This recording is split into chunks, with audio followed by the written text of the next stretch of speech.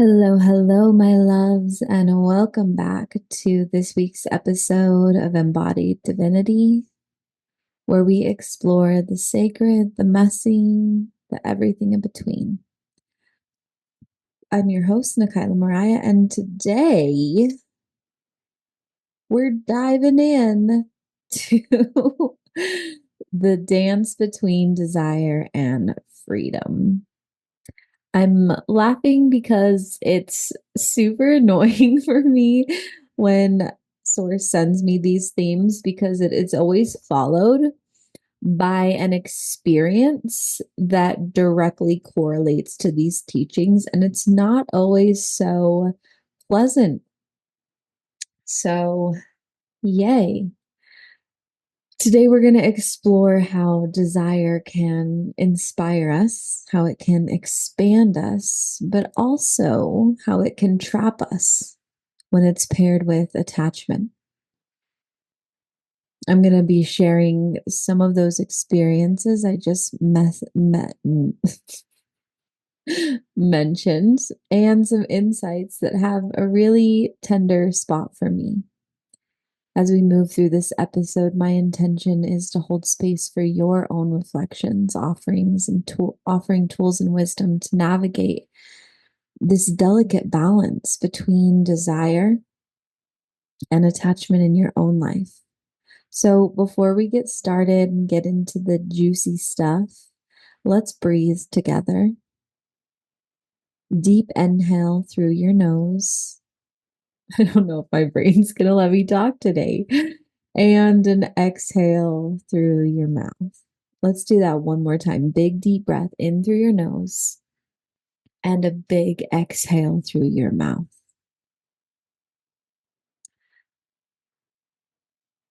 It's funny because my current morning is not going the way I desired it to. Not at all. And that's the same with my whole weekend. Um and I'll tell you more of like the unfolding of all of this later, but like this morning I've been moving through vertigo all weekend, which is super uncomfortable, super annoying. But I made the decision. It sounds so silly saying it now. I made the decision last night that no matter what, I was going to wake up this morning at 5 a.m. like I normally do and go to the gym because the gym is one of my happy places. I feel good all day. On days I go there, my body loves it, my mind loves it. I was going to the gym. And so, of course, I didn't sleep at all last night, like literally until 3 this morning. And so I found myself around 3 a.m. turning off my alarm clock in frustration and saying, fine, I surrender. And that's how this weekend has been. So let's dive into what this has to do with desire and attachment. So let's first kind of set the stage for desire. Desire is such a cool thing. Desire is literally the spark of life. It's that flame that ignites when we imagine something more, something really beautiful. Even now, talking about it, I feel a smile moving across my face.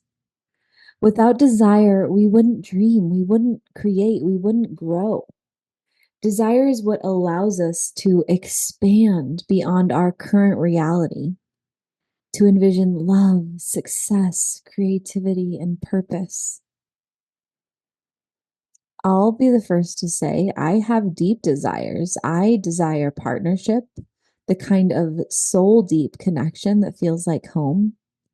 I desire for my work and creations to reach the world, to touch the hearts, to become positively famous, not for ego, but for impact.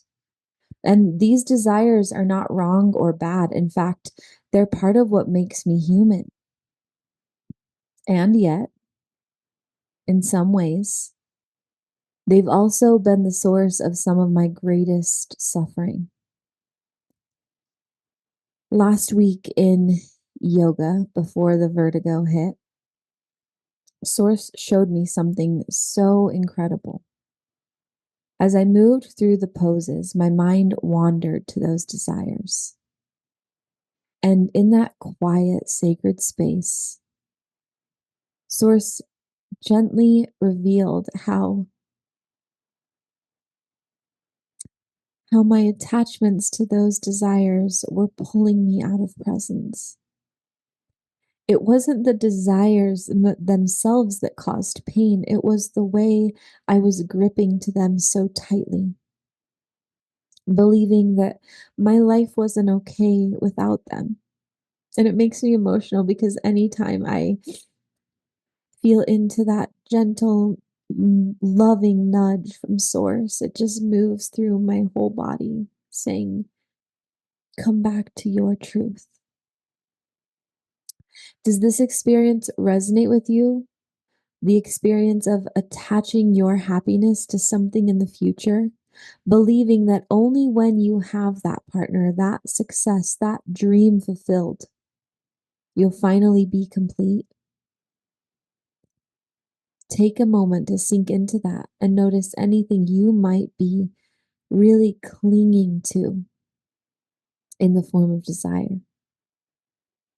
So, this is where desire shifts from inspiration to suffering. When we tether our sense of worth or joy or peace to it, it's this subtle but powerful shift from, I would love this. Notice how that feels. I would love this, to, I need this in order to be okay. Like I said earlier, this week I was reminded of this in a really visceral way. I had an onset of vertigo early Friday morning. Mind you, I record these in pretty much live. They come out to you just moments after I record them. So today is Monday. I've been experiencing vertigo, a disorienting spinning sensation that really left me unable to function normally and is still moving through my body as we speak. My body quite literally forced me to surrender and rest. Even though my mind was brimming with all the things I wanted to do, I had plans and dreams and tasks and responsibilities, but none of it mattered when my body really demanded stillness. At first, I resisted. I felt extremely frustrated and even guilty for not only not being productive, because there was so much that I really felt needed to get done, but also my daughter was sick and she needed someone to care for her, and so I was balancing a lot. But in that surrender, I realized something. My attachment to my plans was causing me suffering. The vertigo became a teacher, guiding me back to presence. It reminded me that sometimes we have to let go of what we think we need to do and simply be. That's literally what happened to me at 3 a.m. this morning when I finally turned off my alarm. I fell fast asleep. And it really sucked, to be honest. And I'm sharing this because a lot of people think that surrendering and letting go and all of this stuff is like this really easy, peaceful thing, but it really sucked. I still did it because I knew deep in my soul that's what needed to happen, but I wasn't happy about it. But I did let go of the need for control. I did let go of the desire to go to the gym this morning, and I trusted in something bigger. And I don't know what that bigger is. I have no idea. But I do know that I'm always in the right place at the right time.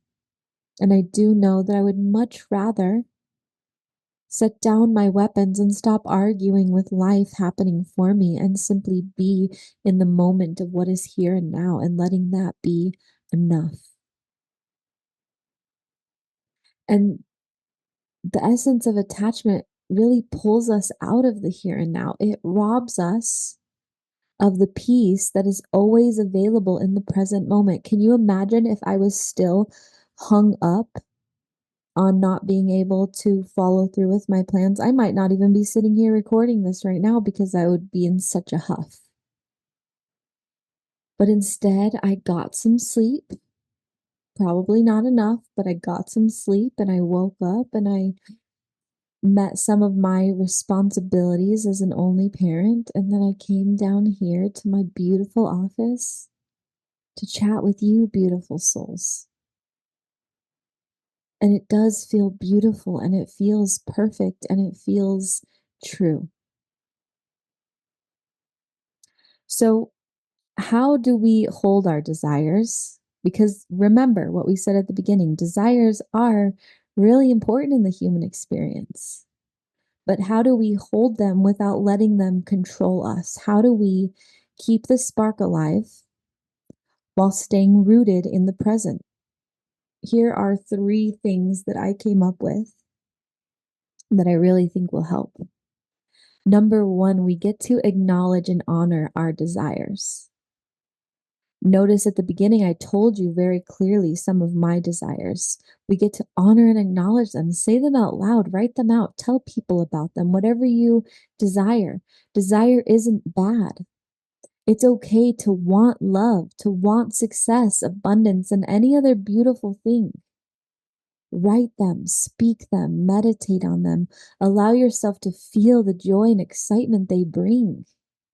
This step in particular is about honoring your humanity and giving yourself permission to dream because dreams are just so exquisite and fun. So we let ourselves feel into that and then we release the attachment through surrender. Here's the key. While you honor your desires, you must also release the belief that you need them to be happy. One practice I love is offering my desires to the universe. I visualize holding them in my hands, blessing them, and then letting them go. Trusting that if they are meant for me, they will come in divine timing. You can pair it with affirmations like, I trust the universe's plan for me. I am whole and complete in this moment. And on Friday, you're going to hear a really powerful guided meditation with a lot of affirmations and even holding space for you to release some of these desires. One thing that I practice every year is called the 12 Days of Christmas. And it's really fun. You write out 13 wishes for the new year or intentions, whatever you want to call it. You write them out. And starting either on the 20th or the 24th of December, depending if you're going by the pagan or Christian timeline, you pull one wish out of this jar every night and you read it and then you burn it and you give it to the universe. And then on the very last day, you're left with one wish and that wish you tape to your wall or whatever. And that's the only thing that you show up for that year, and you let the universe provide everything else through the beauty of intentionality and surrender. And I love doing this because as I read my wishes, my intentions, I feel like this excitement of, oh my goodness, this is so cool. I can't wait for this to happen. And then you burn it away like it never existed. And you're forgetting about it. And you're allowing the universe to let those things be created for you. And it's so fun and powerful. And you can do this anytime. It doesn't have to be a Christmas thing. It's just that's a fun ritual to do, but you can do this anytime and really allow yourself to have these desires and to surrender them, release them into the universe. So, number 1, we're acknowledging that we have desires, we're feeling into them. Number 2, we're releasing attachment through surrender, offering them to the universe. And then, and this is the most fun and potent part, finding joy in the present. When we're attached to the future outcome, we miss the beauty of now. So it's important to make it a daily practice to find things you're grateful for in your current reality. Savor a moment of connection, the warmth of the sun on your face, or the taste of your favorite meal, because presence is the antidote to suffering. I'm going to say that one more time. Presence is the antidote to suffering. It's exactly what I'm doing here now with you. If you've noticed, every time I feel source bubble up through me in this deep present moment, I pause and I just let myself feel it. The joy of life unfolding through and for me. There is so much beauty to be found here. And if you do those three things, you actually amplify your desire. You amplify the energy that you're putting into it, but you're also telling the universe, I trust that whatever is meant for me will find me. So, as we start to kind of wrap up, I want to give you some questions for reflection. And remember, these are always below wherever I post this podcast. So, you don't have to write them down right now. You can go back to the description and find them there. So, take some time today or this week, maybe even after Friday's meditation or right before it, and really just sit with these questions and then journal about it. Number one, what desires feel alive in you right now? Number two, are you holding on to any of them too tightly? And if so, how can you lovingly let them go? And number three, what in your present reality can you celebrate and savor today? Take your time with these. You might be surprised at what arises. And sweet ones, this dance between desire and freedom is not about perfection. It's about awareness, grace, and practice. It's about remembering that you are already whole and complete, even as you dream and expand. So I'm going to leave you with this. Desire is a gift, but attachment is a choice.